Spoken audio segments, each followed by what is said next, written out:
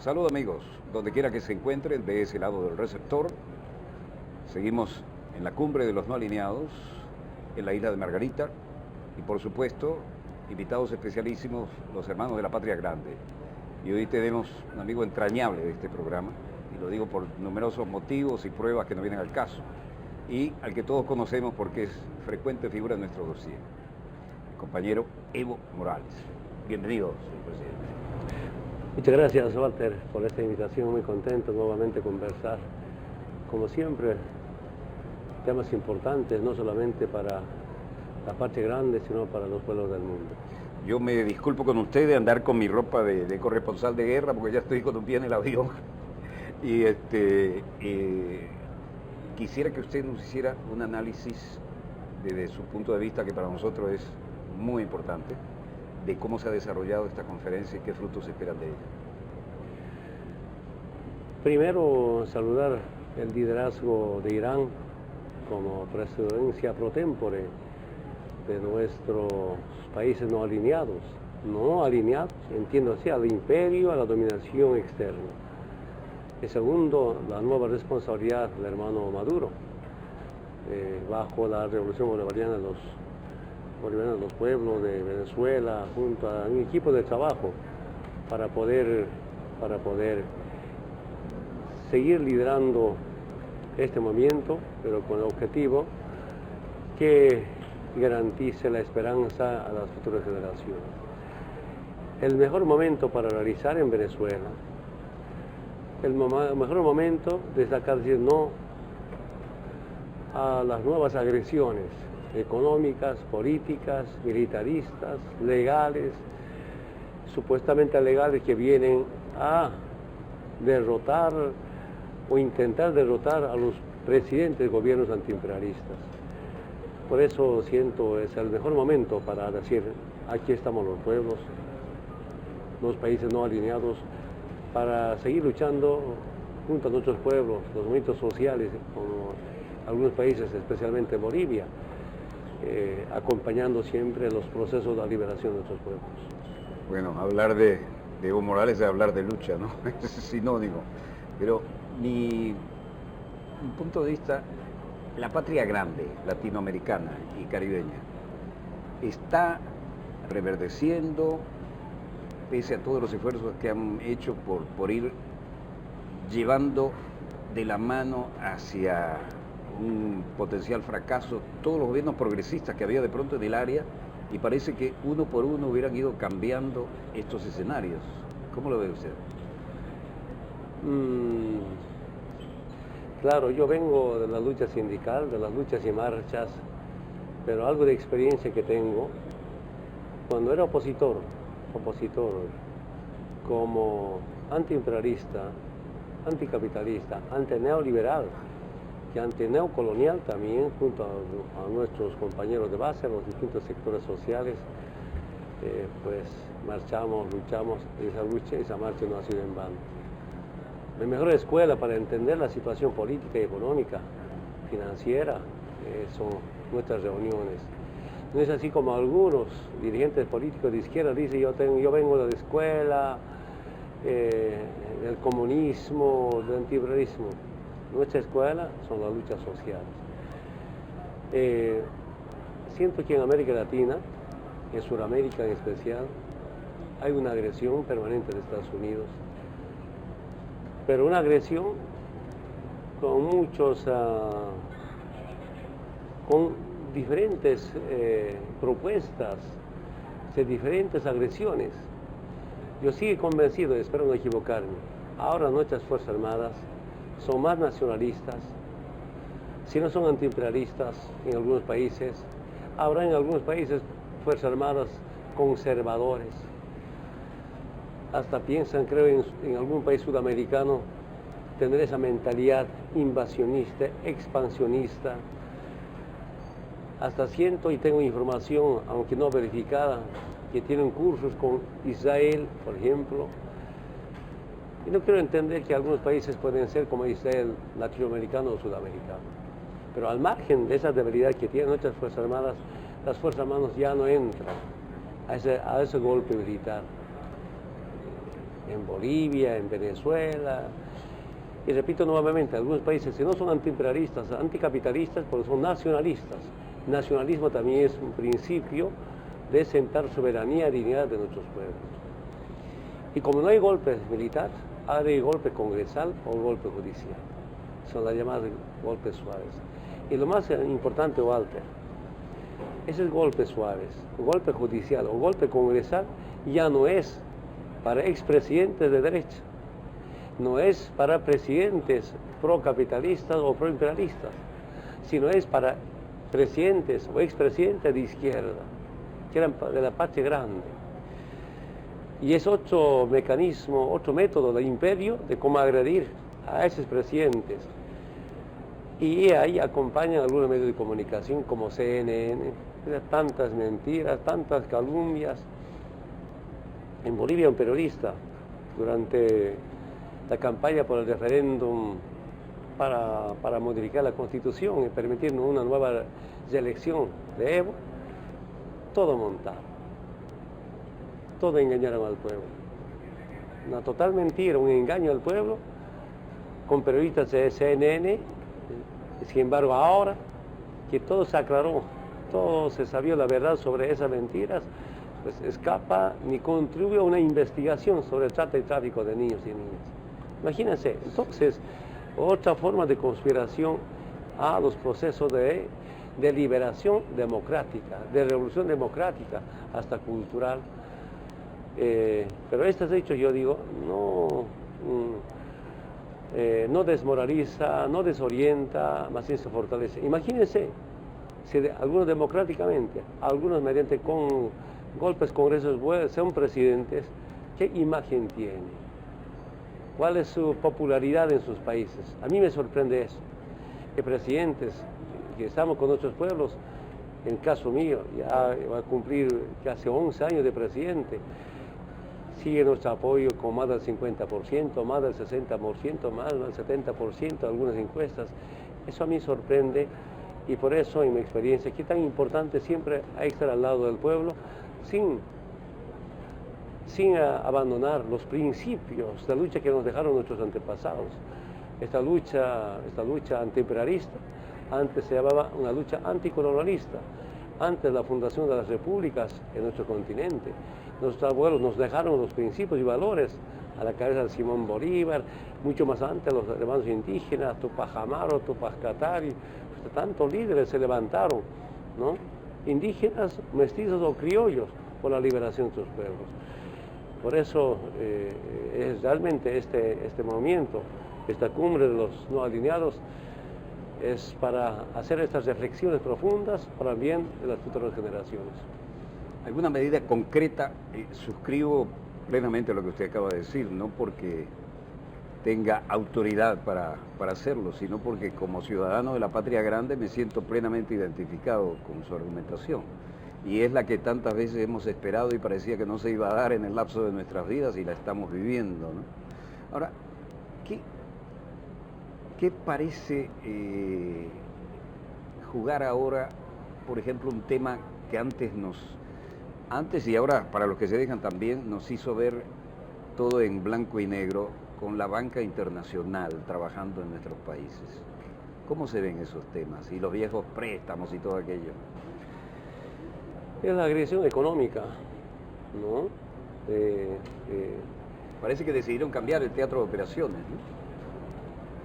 Nuevamente, someternos, especialmente en estos tiempos, al Fondo Monetario Internacional en la parte económica.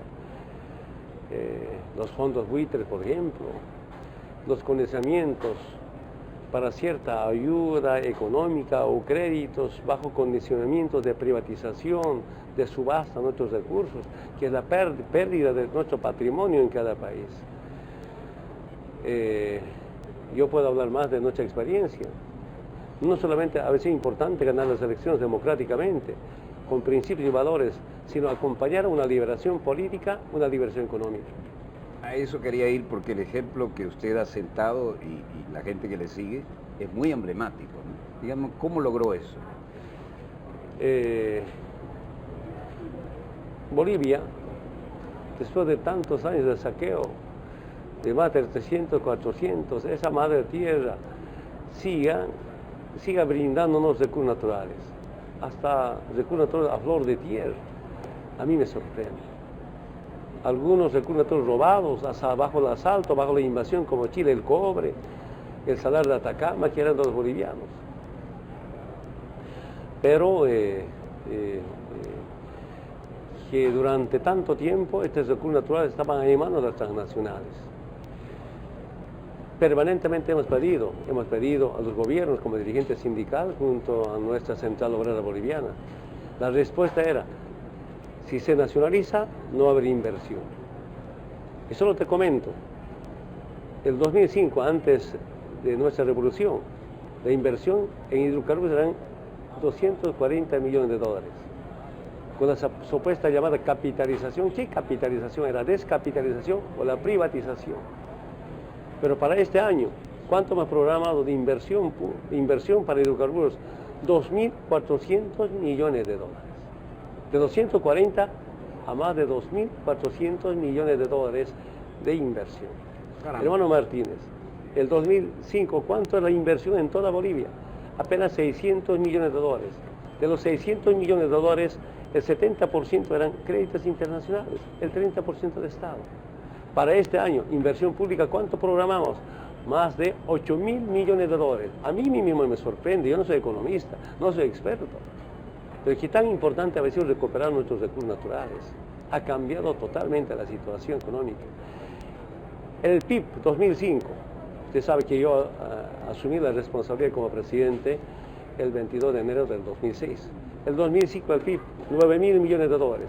Año pasado, pese a la rebaja del precio del petróleo, acabamos con 34.000 millones de dólares. Al margen del crecimiento de la reserva internacional, los depósitos. Es decir, nuestra experiencia en base a la vivencia en temas de gestión realmente nos ayudó la nacionalización de los hidrocarburos, de gas y nuevas políticas económicas, pero sin someternos a condicionamientos ni chantajes del Fondo Monetario Internacional. Ellos nos deciden. Por eso en algún momento decía, ahora, en lo político y económico no deciden los gringos, decidimos los indios, acompañados con nuestros profesionales patriotas, comprometidos con su pueblo y con nuestra querida Bolivia. Y un tema que era tan característico como factor político, que eran las Fuerzas Armadas. ¿Cómo ha cambiado eso? Yo tengo muchas opiniones. En el pasado, presidentes civiles nunca habían ido al cuartel. Comandante me dice, es el único presidente que ha prestado el servicio militar obligatorio. Qué bueno. Y desde ese punto de vista siento que hay cariño. Pero también recordar la historia de nuestras Fuerzas Armadas. En Bolivia ya teníamos Fuerzas Armadas el año 1810 y Bolivia se ha fundado en 1825. 15 años antes ya habían Fuerzas Armadas.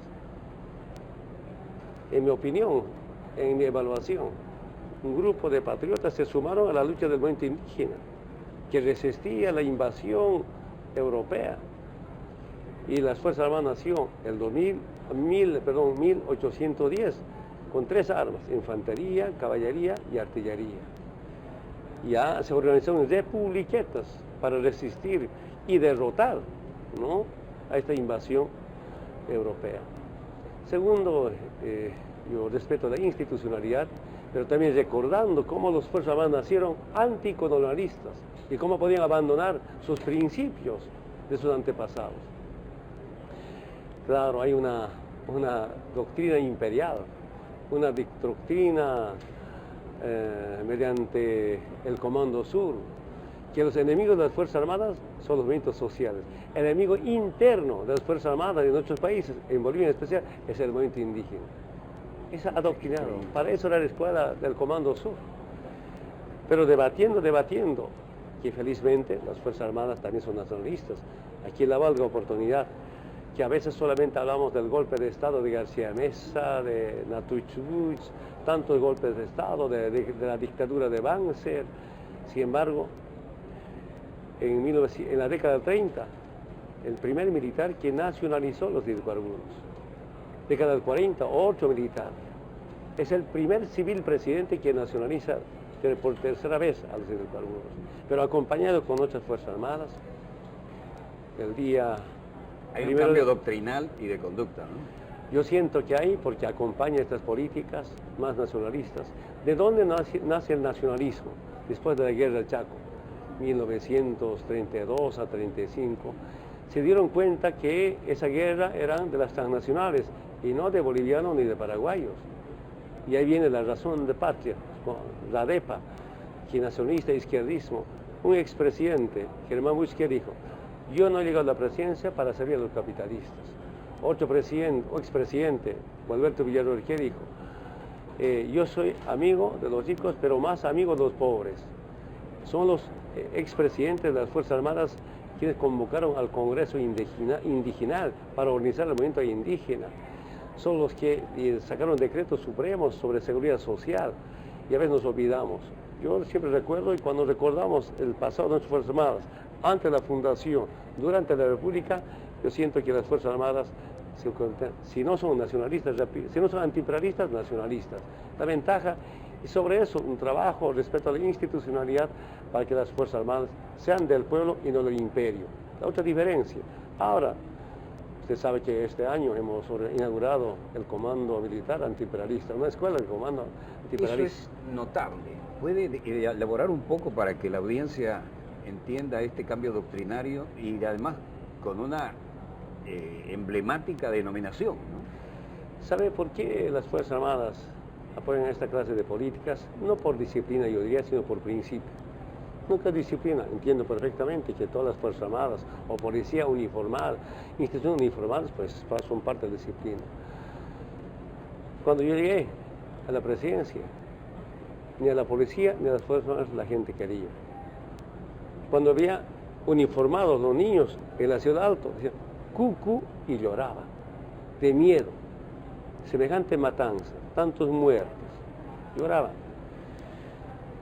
Y de inicio, del primer año de mi gestión, creamos bono Juancito Pinto. Y pedí a las Fuerzas Armadas que vayan escuela por escuela, colegio por colegio, a entregar bono Juancito Pinto. Un bono para evitar la deserción escolar y que nunca más hayan nuevos analfabetos. Qué cosa tan loable. ¿Y qué resultado tuvo? ¿Y qué dice? Van, a veces nuestras Fuerzas Armadas, los miembros, van a pie, a veces en canoa por río, a veces en caballos, a veces en moto. Llegan, tienen que llegar. Ahora son Fuerzas Armadas, que son militares con disciplina. Y ahora ese niño que antes decía cucú y lloraba, ahora dice tío, que viene con bono. Entonces damos tarea. Por eso digo, cambiar totalmente un paradigma, ¿no? Y un paradigma que se había formado a sangre y fuego, ¿no? Yo te cuento mi experiencia. Cuando era dirigente sindical, en la zona del trópico de Cochabamba, hay una unidad militar, la 9ª División. En cada reunión, ampliada reunión, si somos gobierno, expulsamos, votamos a la 9ª División. 2006 no tuve tiempo, 2007 preparé. La 9ª División del trópico de Cochabamba se va a ir a la frontera con Perú. Llega una reunión, planteo como dirigente y como presidente. Ya está preparada, la 9ª División se va a ir a la frontera con Perú, a la zona de Apolo. Todos dicho, no han querido. Pueden comentar, ahora me piden que sus hijos sean militares, oficiales. ¿Qué cambio? Y tercero, este último, hace unos 2 o 3 semanas tenía una reunión de debate sobre temas productivos. Y después una reunión al día siguiente de mi federación, porque mi región tiene 6 federaciones, hombres y mujeres.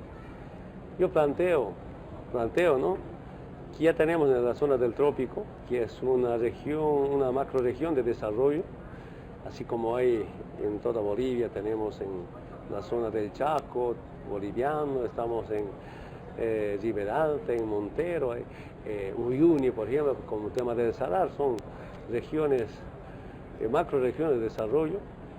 Estoy debatiendo el tema productivo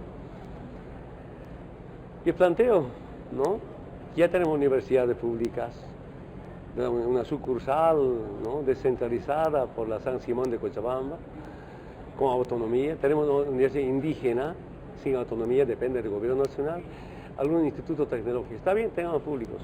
¿Por qué no podemos tener otra universidad militar, privada, pero la EMI, Escuela Militar de Ingeniería? ¿Y es privada? Privada. Explíqueme eso. Las Fuerzas Armadas tienen una universidad, Sí. ¿no? Es llamada Escuela Militar de Ingeniería EMI. EMI. Escuela Militar de Ingeniería. Sí, y los egresados, bueno, yo no tengo mucha experiencia, pero los alcaldes siempre me piden, pero bueno, presidente, queremos tener ingenieros egresados de la EMI. ¿Por qué le digo? Son más disciplinados y más trabajadores. Más contracción al trabajo y además el sentido de disciplina fundamental. Es fundamental el tema de disciplina. Bueno, ahí en los distintos departamentos. Y cuando yo digo, bueno, tenemos ya unidades educativas al nivel superior, como universidades, institutos, ¿por qué no crear una EMI en Trópico de Cochabamba? Todos aplaudieron. Claro, algunas universidades públicas tienen ciertos problemas por su autonomía, se respeta. A mí me ha sorprendido eso. ¿Por qué yo planteé eso? Porque he visto de mis compañeros del Trópico, algunos hacen estudiar en las universidades privadas hasta la EMI de Cochabamba. Ahora quieren una regional de EMI. Entonces, eso digo, ¿no? Que ahora nuestras Fuerzas Armadas es del pueblo y la escuela, el comando de la escuela antiimperialista es justamente cómo revisar la historia, cómo con esa política de reparto imperial nos dominaron en todo el mundo, en los distintos tiempos, los distintos imperios, como nuestras Fuerzas Armadas para defender la patria, para servir al pueblo, para sentar soberanía no solamente al territorio en Bolivia. Por constitución las Fuerzas Armadas tienen que defender los recursos naturales. Pues ahí viene esta escuela, después de que nos han impuesto bases militares, ya no hay bases militares, la DEA norteamericana, acompaña también la Policía Nacional, ¿no? Estas grandes políticas de liberación definitiva a nuestro pueblo. Ustedes eliminaron todas las bases militares extranjeras. Otros se han bajado los pantalones. Bueno, voy a eliminar la metáfora. Voluntariamente y tienen numerosas bases extranjeras. ¿Qué está pasando en la patria grande? Estas son nuestras diferencias. Respetamos, también son presidentes de gobiernos electos Claro. democráticamente. Pero lo que sí podemos revisar en Sudamérica o en América Latina o en el mundo, donde hay una intervención de Estados Unidos con bases militares, con sus políticas, hay más narcotráfico, hay más pobreza y saqueo a los recursos naturales. Y Más donde las violaciones de derechos civiles cuando salen por ahí de día libre y se Además de meten en eso. una rasca o se meten en una droga y salen a violar muchachitas, ¿no? ese es otro asunto todavía. Lo hacen todavía en Japón. Lamentamos mucho, pero donde nos hemos liberación de esta dominación, Sí, se acabaron con de esta intervención, cerrando las bases militares, expulsando la DEA, expulsando al embajador de Estados Unidos, ahora cambia la situación. Cuénteme esa expulsión que fue tan emblemática. Mira, recordarle, cuando llegué a la presidencia, el embajador de Estados Unidos me pidió una reunión de emergencia, al margen de saludos protocolares. El embajador pide una reunión de emergencia al presidente. ¿Sí? Y no tenía tiempo, respetuoso del pedido, yo lo cité a las 5 de la mañana. Porque a esa hora tenía tiempo. O vino el embajador, ¿no? Pero en una de las reuniones el embajador me dice, presidente Evo, usted no puede tener relaciones diplomáticas ni con Cuba, ni con Venezuela, ni con Irán. Ni con Cuba, ni con Venezuela, ni con Irán. Así de frente y sin Sí, de anestesia. frente. Y yo dije, mira, nosotros tenemos todo el derecho, si pudiéramos, tener relación diplomática con todo el mundo. Es nuestro derecho, eso nadie va a decidir. Viene una delegación del Congreso norteamericano, la misma instrucción, no pueden tener relación, más diplomáticos, otro más directo. No sería muy lamentable tener relaciones con Cuba, con Venezuela, con Irán. Y la respuesta es igual. Tenemos dinero de soberanía, vamos a tener relación con todo el mundo, si nos permite la parte económica. Ahora, ¿qué pienso? Que yo no me sometí al embajador, pienso que el de Estados Unidos se somete a Evo. ¿Sabes por qué? Porque ahora tiene relaciones diplomáticas con Cuba y con Irán, solo falta con Venezuela. ¿Cómo ha cambiado? ¿Qué? Entonces, pero este embajador estaba conspirándonos durante el proceso constituyente. Claro, nuestra política se basa en tres temas importantes. En lo político, la refundación. En lo económico, la nacionalización, la recuperación de nuestros recursos de nuestras empresas. En lo social, la redistribución de la riqueza. Y puedo resumir, podemos desarrollar bastante. Y para refundar era importante la participación del pueblo. Y ni se imaginan ustedes lo que hemos vivido: agresiones, provocaciones, insultos por los medios de comunicación, tantas cosas. Finalmente revocatorio. A un presidente que ganaba con 54% le lleva al revocatorio, porque no tenía mayoría en el Congreso. Aceptamos y no, me han ratificado con 67% más así, una derrota. Después viene el separatismo, el golpe de Estado. Y después ganamos estas batallas. En estas batallas, el embajador, reuniones reservadas con nuestros opositores, con algunos prefectos reuniones, así la cosa. con algunas instituciones, con algunas transnacionales como Transredes. Transredes era el dueño de los ductos, que eran empresas norteamericanas. Y ¿Cómo se llama esa? Transredes. Translet. Transredes. Entonces, ¿cómo yo puedo permitir que ven conspirarnos a aquel embajador? No pierde las mañas. Tengo un gran recuerdo. No consulta al canciller, creo que le comunica al vicepresidente. En el palacio yo tenía un acto con los jóvenes sobre unos talleres, unos seminarios de nuevo empleo digno, que explicaba el programa. No aplaudían nada, escuchaban, pero aproveché ese acto porque estaba casi toda la prensa. Dije, mira, la situación de la coyuntura política está así. El embajador de Estados Unidos nos conspira. Aprovechando este momento, quiero decirles, queridos jóvenes, yo declaro al embajador persona no deseable. Y va a ser excluido. Eso los jóvenes me han aplaudido. Que el programa digno nada. La expulsión del embajador de Estados Unidos sí aplaudieron. Me ha sorprendido.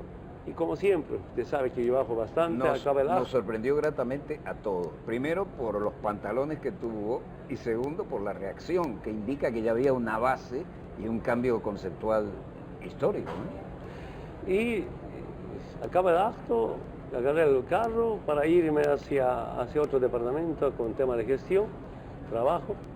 Estaba pasando por la puerta de la Cancillería, del palacio está al frente de la Cancillería. Sí. Llama al hermano canciller David Chocabán, que le digo, David, acabo de expulsar al embajador, oficialice con una nota. ¿Qué? Me dice, acabo de expulsar al embajador de Estados Unidos. El embajador está reunido conmigo. Razón, estaba tratando de atender su teléfono. Eso se cuenta y no se cree, si no me lo dice usted. Qué genial. Pero no me arrepiento. Repito, ahora en Bolivia no manda la embajada, no manda el Fondo Monetario Internacional y está mejor que antes. Nunca mejor. Y aquellas rivalidades y desigualdades que había, por ejemplo, con el Alto y La Paz, ¿cómo va eso? Cada región, cada ciudad tiene su propia particularidad, pero La Paz es la base de nuestra revolución. Me han cuidado ya casi 11 años, me han defendido casi 11 años, hemos enfrentado tantos problemas internos y externos. Habrá una pequeña diferencia, pero en el fondo la paseñidad, junto a los movimientos sociales, es tan importante para nuestro proceso. Yo estoy muy agradecido con el pueblo paseño. En las últimas elecciones, sin ningún aliado, igual ganamos todas las diputaciones uninominales, todas, las nacionales. Ahora, las candidaturas departamentales, las candidaturas locales son muy diferentes. Yo siento, bueno, espero no equivocarme, una cosa es las elecciones nacionales, otra cosa son las elecciones subnacionales, pero no tengo por qué arrepentirme. Lo más importante, la llamada media luna, ahora no hay media luna, es luna llena democráticamente. Hemos ganado. Qué bueno ese cambio de paradigma. Sí, no hay media luna, sino luna llena. Sí, y ganamos en Santa Cruz. En Santa Cruz, con la eterna rivalidad entre La Paz y Santa Cruz de la Sierra, cuénteme eso.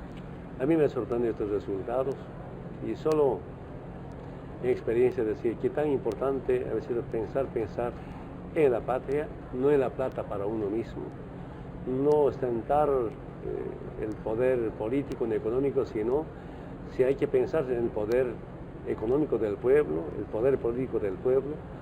Esa es nuestra fuerza, esa es nuestra experiencia y bueno, cuántas batallas más no habrá, pero obligado a defendernos y obligado a garantizar esta liberación, no solamente para Bolivia, sino para la patria grande, y que mejor con estas experiencias como de este evento de los países no alineados, compartir experiencias para todo el mundo. La verdad que le han hecho honor a aquello de hija predilecta del Libertador, ¿no? Pero para eso necesitaron un Evo Morales sí, bueno. Y un movimiento que jamás vieron venir. Ni lo vieron venir ni lo pudieron parar, ¿no? Es fantástico eso. Y yo recordaba, no lo quería interrumpir porque el testimonio ha sido tan lindo, tan fresco y tan veraz. Y el protagonista, además, diciéndolo, ¿no? Yo recordaba mis años de colegio en Montevideo, en el viejo Colegio Pío, tenía un profesor de sociología cristiana, sacerdote paraguayo, el padre Molas, muy importante radioaficionado también en su momento. Y él nos daba clases de sociología y nos decía, por culpa de dos transnacionales petroleras, nos matamos los pueblos hermanos en la guerra del Chaco y llegamos a pelear batallas hasta por una laguna que fuera potable, porque ni siquiera había agua potable para poder abastecer a las tropas. Y él decía, y yo tuve que ir a darle la extremaunción en el campo de batalla del Chaco a los mejores representantes de la juventud de Paraguay, a los que yo había formado en el colegio y que estaban muriendo ahí por culpa de dos transnacionales petroleras con los hermanos bolivianos. Es una metáfora de todo lo que nos ha pasado, no solo en el Chaco, sino en muchos países de América Latina, ¿no? Superadísimo. En algunos países hemos superado bastante, pero también... Pero también hay muchos entreguistas de pronto, ¿no? Nos quedan como 2 minutos, 3 minutos máximo.